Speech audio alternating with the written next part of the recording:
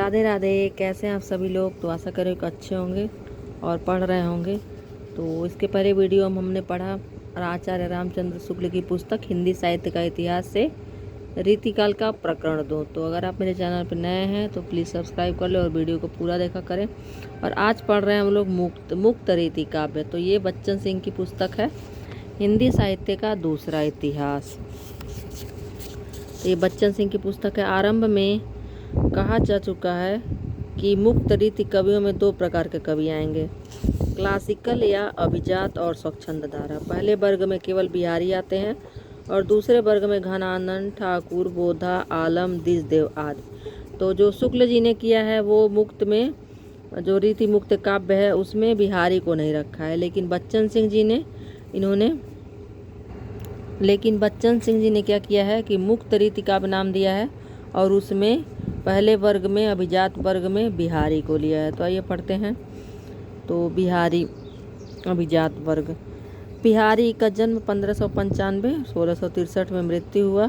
बिहारी इस काल के प्रतिनिधि कवि हैं। सामंती जीवन की जितनी विशेषताएं और वैविध्य बिहारी के काव्य में मिलते हैं उतने किसी अन्य कवि की रचनाओं में नहीं। सत्सई में प्रेम का क्रीड़ात्मक रूप और श्रृंगार का संयोग पक्ष अत्यंत समारोह पूर्वक चित्रित किया गया है, किंतु वियोग की गहन पीड़ा और वियोग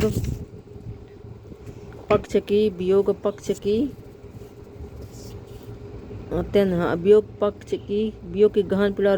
व्याकुलता के चित्रण में उनका मन नहीं रम सका है। इनके चित्रण में परिपाटीबद्ध ऊहात्मक उपकरणों का प्रयोग मिलेगा। वे संयोग के कवि हैं, वियोग के नहीं। तो इन्होंने क्या लिखा है अभिजात वर्ग का जो उन्होंने बिहारी की जीवनी की बहुत कम जानकारी मिली है। उनके जीवन वृत्त का ढांचा खड़ा करने के लिए सत्सई, उस पर लिखी गई टीकाओं, इतिहास तथा जनश्रुतियों के आधार बनाया गया है। इस संबंध में कोई विवाद नहीं कि मिर्जा राजा जय सिंह जयपुर के राजसिद्ध कवि थे। उन्होंने स्वयं लिखा है, हुकुम पई जैसाई को हरि राधिका प्रसाद, कही बिहारी सत्सई भरी अनेक संवाद। वे माथुर के चौबे थे। उनके एक दोहे के आधार पर उनका जन्म 1595 मान लिया गया। वह वृत्ति के लिए जयपुर गए। जब जय सिंह अपनी नवपरिणीता पत्नी के प्रेम में इतने निमग्न थे कि किसी का उनमें मिलना कठिन था, तो बिहारी ने एक दुहाली कर अंतःपुर में भिजवाया। नहीं पराग नहीं मधुर मधु, नहीं मधुर रस, नहीं विकास, यही काल, अली कली सो बदमागे कौन हवाल। जय सिंह बाहर निकले और बिहारी को पुरस्कृत किया। सन 1663 तक उनका जीवन रहना बताया गया था। कहते हैं कि प्रत्येक दोहे पर एक असर भी मिलती थी। उन्होंने एक ही ग्रंथ बिहारी सत्सई लिखा, किंतु वह इतना लोकप्रिय हुआ कि उस पर अनेक टीकाएं लिखी गई। पहले वर्ग में इन्होंने यहाँ पर एक लिखा है, उसके अंतर्गत बिहारी की वियोग पक्ष के नहीं। तो क्या है कि प्रेम के साथ जीवन के अन्य पक्ष भी चित्रित हुए। उन्होंने तत्कालीन समाज के नैतिक मूल्य भी उजागर हो जाते हैं। भाषा को जो क्लासिकल संयम उनमें दिखाई पड़ता है वह अभूतपूर्व है। इस काल के बहुत से कवि गांव में पैदा हुए थे, पर उन पर गांव का संस्कार था। और बिहारी ग्वालियर शहर में पैदा हुए थे। कुछ दिन तक वे अपनी ससुराल मथुरा में रहे, एक शहर से दूसरे शहर में। फिर मिर्जा राजा जय सिंह के दरबार में जयपुर पहुंचे और वहीं जम गए। नागर संस्कृति से ग्राम्य संस्कृति का कोई तालमेल न था। नगर निवासी गांव वालों को घृणा की दृष्टि से देखते थे और उन्हें गंवार कहते थे। बिहारी अकेले कवि हैं जिन्होंने ग्रामीण संस्कृति के विरुद्ध घृणा की अभिव्यक्ति की है। तारीफ तो यह है कि एक और वो ग्रामीण नायिका की मांसलता, गदराए यौवन और खरे उरोजन में गहरी अभिरुचि लेते हैं, तो दूसरों से गंवारी कहकर उनकी भर्त्सना भी करते हैं। गदराने तनगोरटी ऐपन आड़ लिलार, हठियों दय इठलाए दृग, करे गंवार सुमार। नागरिकों के सामने ग्रामीण की हंसी उड़ाने में अघाते नहीं, मतलब शहर वालों के। चलियो जाए हया को करें, हाथिनु को व्यापार, नहीं जानो यही पर बसे धोबी ओढ़ कुम्हार। वे न यहाँ नागर बड़े जिन्हें आदर तो आव, फूलियो अनफूलियो भयो गवई गाँव गुलाब। नगर और गांव का ऐसा अंतराल भक्ति काल में नहीं था। तुलसीदास के राम बनपथ में गांव के लोगों के साथ प्रेम पूर्वक मिलते हैं। सबरी के झूठे बेर खाते हैं। निषाद राज को गले लगाते हैं। कृष्ण लीला तो गोकुल और बरसाने के गांव में होती है। गोप गोपी निभ्रांत भाव से वन कुंजों, यमुना के कछारों और गौ बछड़ों के बीच खेलते फिरते हैं। मीरा राज के वैभव से विरक्त होकर सामान्य जन के साथ गाती रहती है। रीतिकाल में गांव और नगर के बीच खाई खोद दी जाती है, उनकी दूरी बढ़ जाती है। अब सौंदर्य चेतना क्या था? सौंदर्य चेतना के रूप के प्रति आकर्षण होता है। जहाँ तक स्त्री सौंदर्य का प्रश्न है, उसके आकर्षण के मूल में प्रेम तत्व का होना अनिवार्य है। यूँ प्रेम के मुख्यतः 3 आयाम होते हैं: शारीरिक आकर्षण, मानसिक आकर्षण और दोनों का मिला जुला रूप। रीतिकाल के अधिकांश कवियों का प्रेम शारीरिक आकर्षण तक ही सीमित है। बिहारी की स्थिति इससे भिन्न नहीं है। बिहारी में प्रेम को लेकर खास तरह का अंतर विरोध दिखाई पड़ता है। उनका आदर्श तो उदात्त है और व्यवहारिक पक्ष अनुदात्त। प्रेम के औदात्त के संबंध में उन्होंने लिखा है: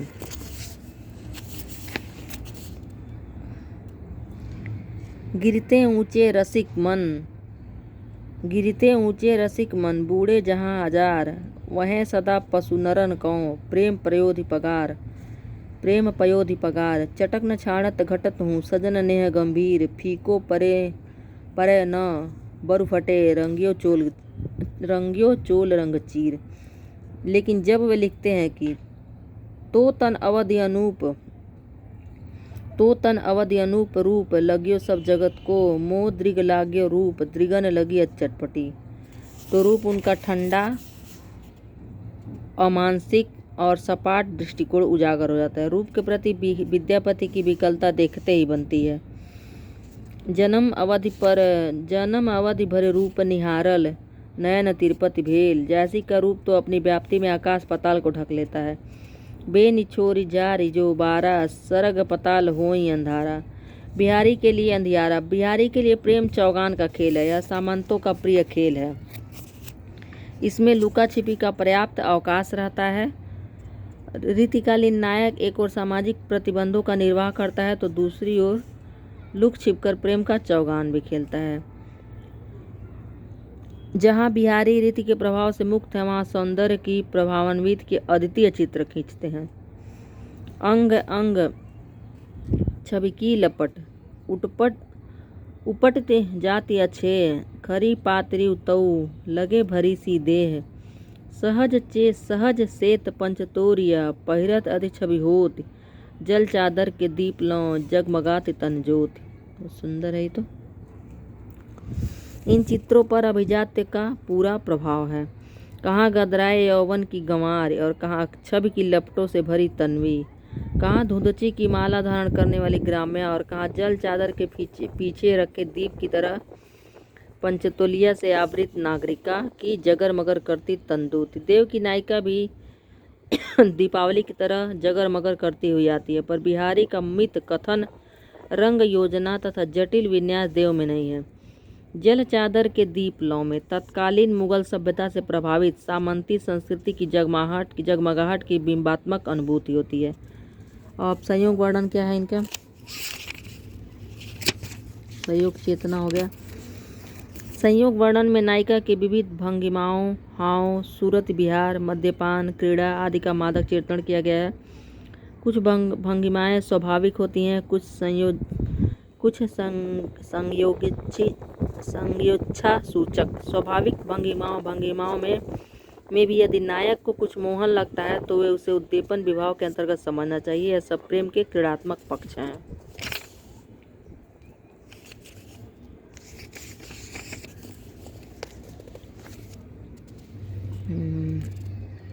तो ये है: नाक चढ़े सीबी करे, जिते छबीली छैल, फिर भूली वह गहे, प्यों ककरीली गैल, अहे दहेड़ी जिन धरे जिन तू लेह उतार, नीके हैं छीके छुए ऐसे रही नार, त्रिवली नाभ दिखाई के सिर ढक सकुच समाय, अली गली की ओट है चली भली बीध छाए, पतरस लालच लाल की मुरली धरी लुकाई, सोह करे भुवन हंसे दैन कहे नट जाए, सटपटात सी ससमुखी मुख घूंघट पर ढाक, पावक झर सी झमक कै गई झरोका झांक। बहुत अच्छी। पावक पावक झर सी झमकी कै गई झरोखा झांक। तो क्या ये नारी की गत्यात्मक मुद्राएं हैं जिन्हें तत्कालीन मिनिएचर पेंटिंग में भी अंकित किया गया है। अंतिम दोहा सहज, विनोदपरक और आगात्मक है। वास्तव में अच्छा है। पावक झर सी झमक कै गई झरोका झांक।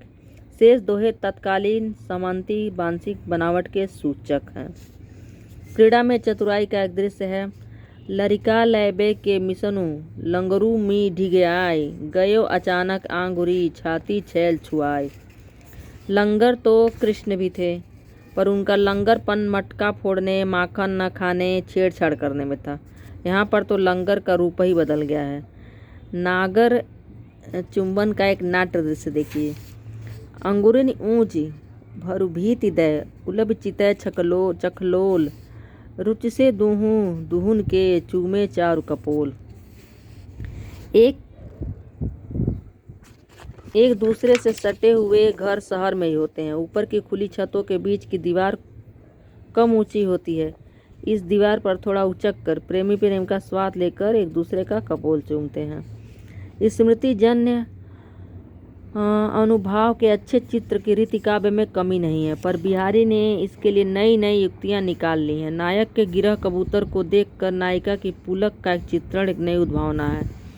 इससे सामंती दिनचर्या पर भी प्रकाश पड़ता है। ऊंचे चिते सराहित हियतु गिरह कबूतर लेतु झलकत दृग मुल्कित बदनु तन पुलकत के हेतु। अब इनका वियोग वर्णन पढ़ते हैं। तो वियोग वर्णन में बिहारी की चित्तवृत्ति नहीं रमी है, पहले भी ये बोले। अतः वे घूम फिरकर विरह ताप की मात्रा नापने वाली ऊहात्मक उक्तियां पेश करने लगते हैं। और ये मेरे सारे फूल खिले हैं इतने सुंदर, खूब सुंदर सुगंधित खुशबू भी है।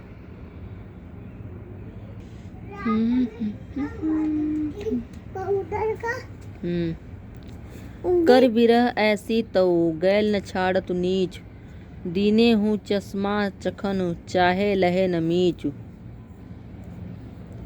इतियावत चल जाते उत चली छसातक हाथ चणे हिंडोरे सी रहे लगी उतासनु साथ। लेकिन सब जगह ऐसा नहीं है। रीति काव्य में ऐसी ऊहात्मक उक्तियाँ प्रायः सर्वत्र मिलेंगी।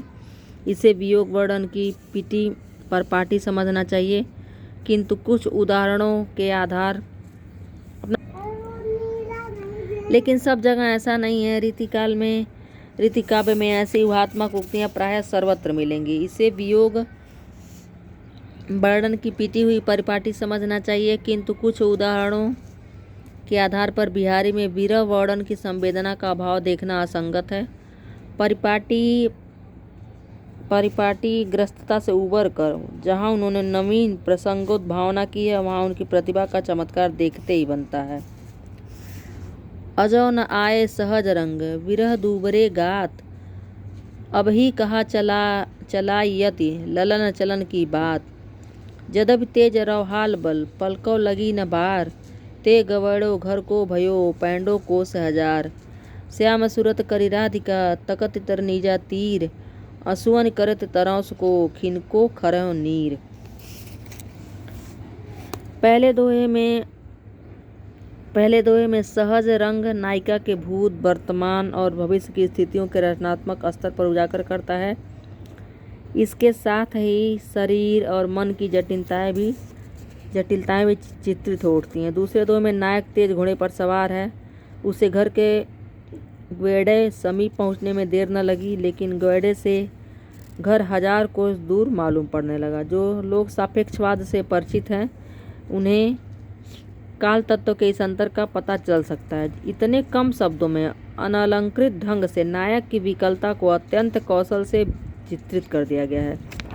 श्याम और यमुना पता नहीं कितनी अनुभूतियों, संदर्भों, भावानुसंगों को जागृत कर देती हैं। राधिका के आंसुओं से क्षण भर के लिए यमुना जल खारा हो जाता है। इसी क्षण में कितनी घनीभूत संवेदना बद्ध है। तत्कालीन समाज की विसंगतियों को उजागर करने के लिए बिहारी ने व्यंग का प्रयोग किया है। रीति काव्य में यह सिर्फ सत्सई में दिखाई पड़ता है।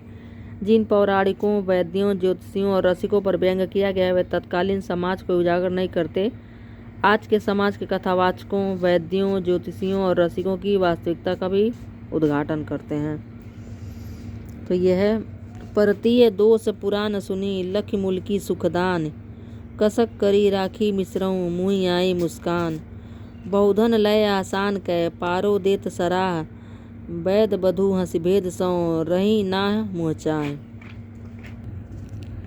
चित मारक जोगगनी, भयो भय सुत लोग, फिर उलस्यो जिय ज्योतिषी, समुझे जारज जोग। इन दोहों में व्यास, वैद्य और ज्योतिषी की कथनी और करनी या अंतर विरोध की अत्यंग विसंज्ञात्मक ढंग से चित्रित किया गया। और यह प्रश्न आया हुआ था इस पर टीजीटी या पीजीटी में। तो फिर क्या है 2021 के। अगला देखते हैं भाषा और छंद क्या है। तो बिहारी सतसई की भाषा परिनिष्ठित ब्रज भाषा है, पर उसमें पूर्वी और बुंदेली के शब्द खड़ी बोली के कृदंत क्रियापद मिलते हैं। इसे भाषा की शक्ति समझना चाहिए। विदेशी शब्दों को छोड़कर इन्हीं शब्दों के आधार पर हिंदी के विस्तार क्षेत्र का अनुमान लगाया जा सकता है। बिहारी ने केवल दोहा छंद में कविताएं लिखी।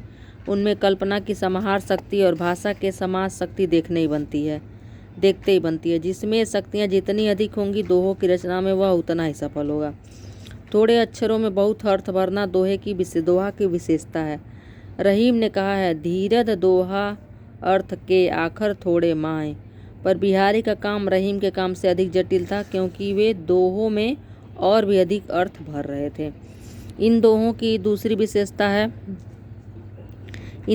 दूसरी विशेषता यह है कि इनके सृजन में कभी बहुत कुछ निर्वैयक्तिक है। निर्वैयक्तिकता क्लासिकल काव्य का एक मूलभूत वैशिष्ट्य है, पर निर्वैयक्तिकता का अर्थ वैयक्तिकता का अभाव नहीं है। कविता न पूर्णतः निर्वैयक्तिक होती है, न वैयक्तिक। दोनों एक दूसरे में मिली घुली रहती है। कोई अधिक निर्वैयक्तिक होती है, कोई अधिक वैयक्तिक। खाली से अवैयक्तिक या निर्वैयक्तिक होकर वह और चाहे जो हो कविता नहीं होगी। बिहारी के दोहों में भावावेग नहीं मिलेगा। ठोसपन या वस्तुनिष्ठता उसका गुण है, इसलिए उसकी भाषा में भी शैलीगत मितकथन और जटिलता के बावजूद अस्पष्टता है। इसका से क्या है, यदि सवैया और कविता की अपेक्षा दोहा की परंपरा लंबी है। अपभ्रंश का तो यह मुख्य छंद है। गाथा सप्तशती की गाहा और संस्कृत की आर्या एक ही छंद की प्रजातियां हैं। बिहारी ने गाथा सप्तशती और आर्या सप्तशती से बहुत कुछ ग्रहण किया। इस लंबी विरासत के कारण उसमें भी अभिजात्य आ गया है। कवित्त सवैयों की तरह नाद, लय और प्रवाह इसमें नहीं होता। इसमें कवि से संयम, शब्दों की सूक्ष्म पहचान और उनके कलात्मक विन्यास की अपेक्षा होती है, जो बिहारी में भी थी।